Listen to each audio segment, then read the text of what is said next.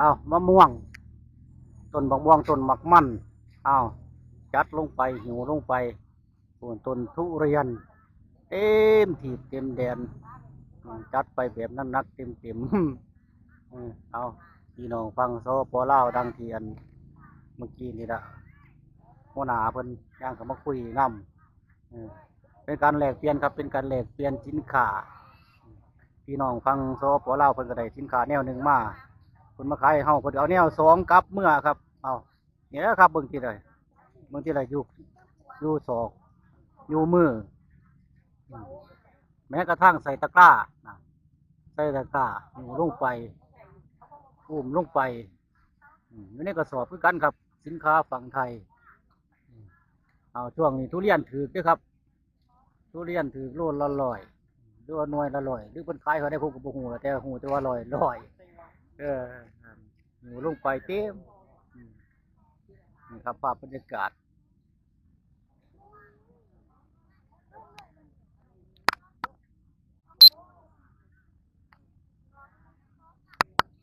เอาฝ่ายผลไม้ครับฝ่ายผลไม้ลงไปแล้วครับลงไปแล้วไทยในลงไปแล้วลงไปแล้วหนึ่งรถสุกนี่ขั้นที่สองรถสุก2 รถสุกนะครับมันก็มาสื่อสินค้าฟังเฮ้านี่ละนี่ผ้าเปิงครับข้าวนั้นหิวจะรอดน้ำมันลงไปจะรอดน้ำมันลงไปแล้วอันนี้ก็แม่นคือกันครับอันนี้ก็แม่นคือกันเป็นจะรอดน้ำมันเบิ่งนั่งลอยก็นั่งยางขึ้น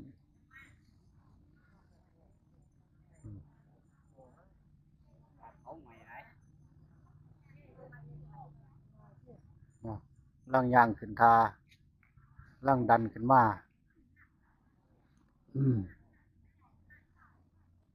เออ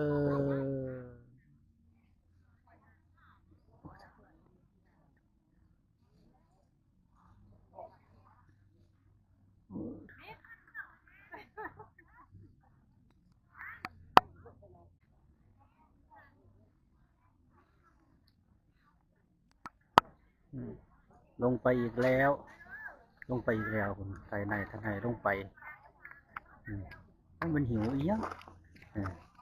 นี่วัดกูจริงกูอย่างนะโรดมีทุกสิ่งทุกอย่าง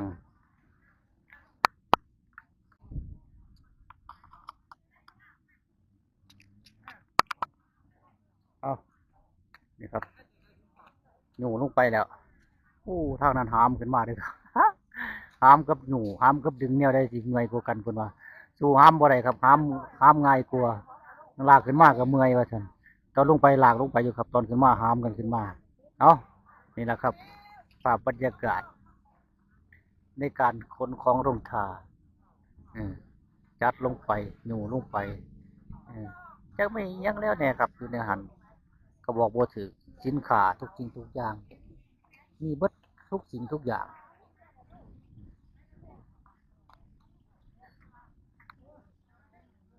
ทั้งน้ำมันหนูลงไปช่วงนี้ฟ้าห้องฝนตกฟ้าร้องฝนตกพร้อมที่จะเฮ็ดให้ใส่หน้าซื้อน้ำมันไปครับไปใส่รถไถรถอีแตกรถอีตอกรถยังก็ว่าไปทำหน่อยได้ผลไม้เป็นทุเรียนเป็นเงาะเป็นทุเรียนเป็นเงาะครับกระขนกองขึ้นขนลงเนี่ยนะครับไอ้ผู้เพิ่นมาสื่อครับมาสื่อกับขนลงไปจักก็ได้เที่ยวก็ว่ากันไปจนกว่าจะเบิดผลละจนกว่าจะหมด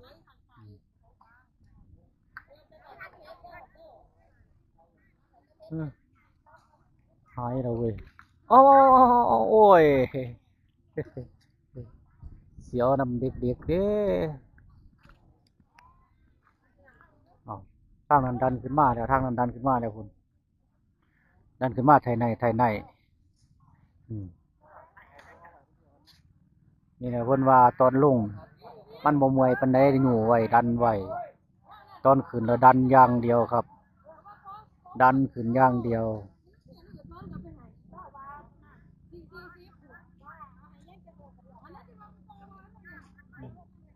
อืมโอ้เราก็ดันจักอะไรเที่ยวเด้อครับเราก็ดันจักอะไรเที่ยวโอ้เอาจัดเข้าไปอืมจัดเข้าไปเนาะอันครับอยู่ลงไปมั่งคั่งอย่าสิว่าเบาเด้อครับน้ำมันใส่เข้าไป20 กว่าลิตรแต่ละถังนั่นประมาณ40 กว่าลิตรนะครับ40 กว่าประมาณ40ได้แน่นอนครับ41 42 ลิตร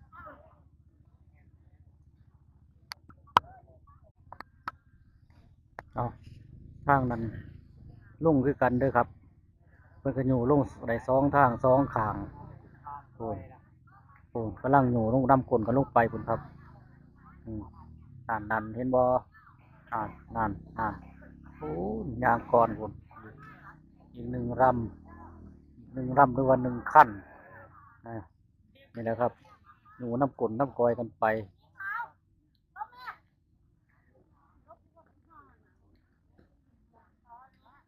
แนวอยู่แนวกินครับทุเรียนเป็นแนวอยู่แนวกินแล้วก็หิวเต็มใหม่เต็มมือของอยู่ของกินนี่ครับส่วนมากเพื่อจะมาซื้อของอยู่ของกินของใส่ของซอยนี่นะหลายที่สุดอืมหลายที่สุด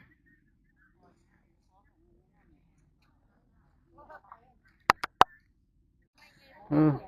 ไหนยังมาเนาะเป็นใหม่ยังไง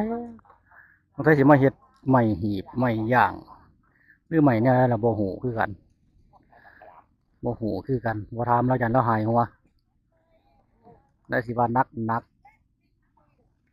เอา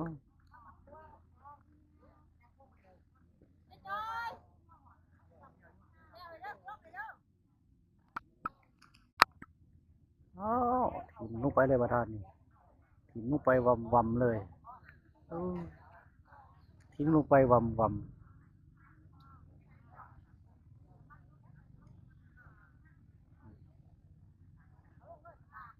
อยู่อยู่เป็นส่วนๆกันอยู่ขึ้นอยู่ลงเออผู้แบกผู้หามก็เรียกว่าแต่โอ้ยกระตาแล้วกระตาแล้วก็กำลังพันติมแล้ววะอ่าอ่าเออเล่าเขียนหน่อยเอาเสือผูกหู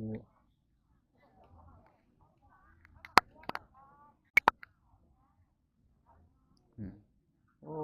กำลังขึ้นมาก็มีครับเบิ่งอ่าอู้มันบังกันครับมันบังกันเดี๋ยวผมพาเบิ่งตอนลงสบายแลนลุยลงเบิ่งตอนขึ้นมานี่เบิ่งอ่าเบิ่งตอนขึ้นมาเออตอนขึ้นมาก็คักโอ้โหว่าอยู่ไอ้อยู่ยังขึ้นมาครับบ่เป็นอยู่แล้วครับลากเขาเอิ้นลากแล้วนี่บ่เป็นอยู่ลากขึ้นมาดันขึ้นมาเข็นขึ้นมาเอ้าเอิ้นแนวใดล่ะครับเอิ้นแนวใดก็เอิ้นอืมเออเออ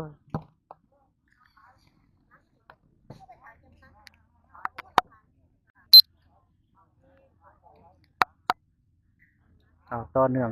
เบิ่งทางพุ่นทางนั้นดึงขึ้นมานี่แหละเขาเอิ้นว่าลากกองของน้องอืมลากกองของน้องจัดขนาด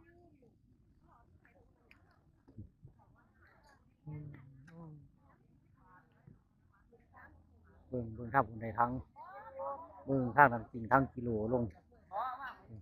โอ้เดี๋ยวผมพายางนำไปเบิ่งครับเดี๋ยวพายางนำไปเบิ่งเพิ่นเอาทั้งกิโลบ่แม่นครับทั้งหนักผมก็เว้าผิดเว้าถูกเว้าผิดเว้าถูก อ้ตั้งบึ้มบ่แล้วพายางบึ้งยางบึ้งยางดูภาพบรรยากาศเรากิ่งมาหันเรามาตั้งเจ้าข้อไปหัน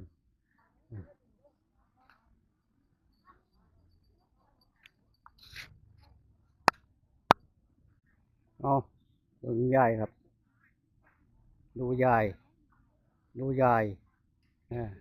หาบลงไปแล้วหันนี่หาบลงไปแล้ว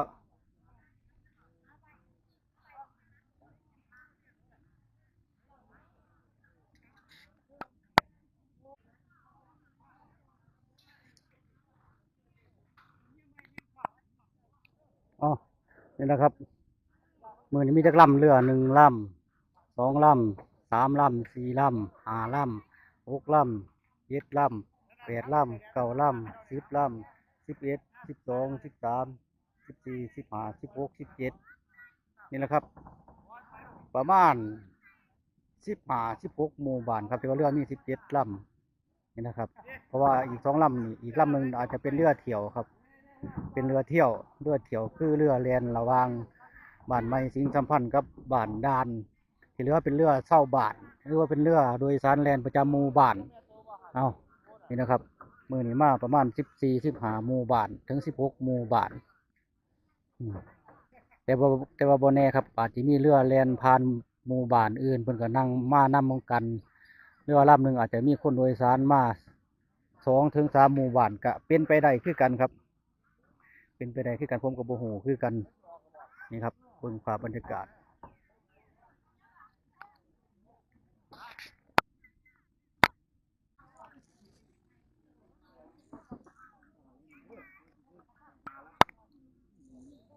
อ๋อ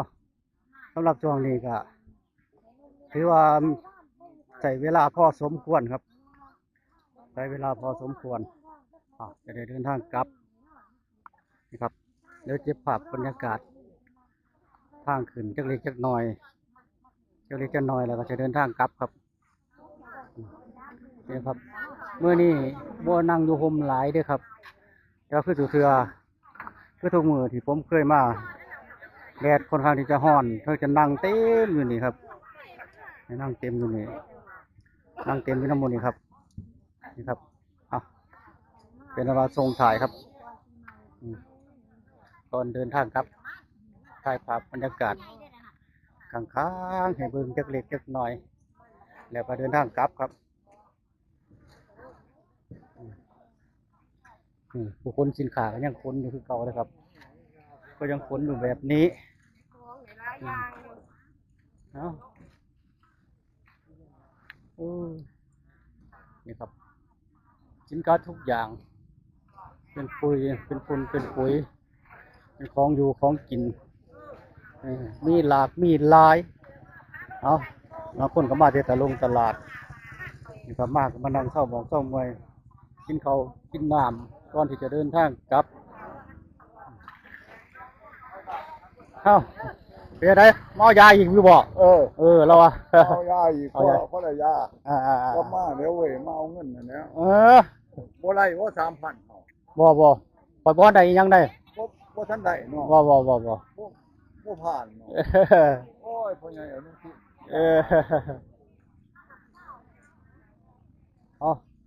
ข้างนี้เป็นหัวนี่แหละครับหัวเพิ่นมาลงวันนี้แหละปกติจะมีรถมาขึ้นนะครับแต่ว่าเมื่อนี้รถบ่ได้ขึ้น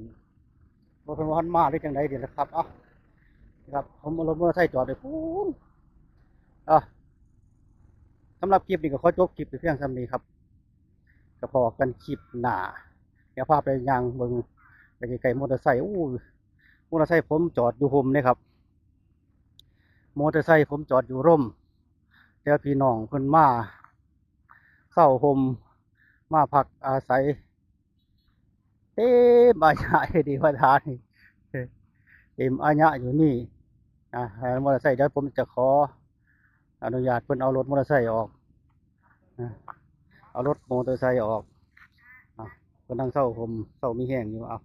คลิปนี้ขอจบคลิปเพียงซ้ำนี้พอกันคลิปหน้าคลิปนี้ก็สวัสดีครับผม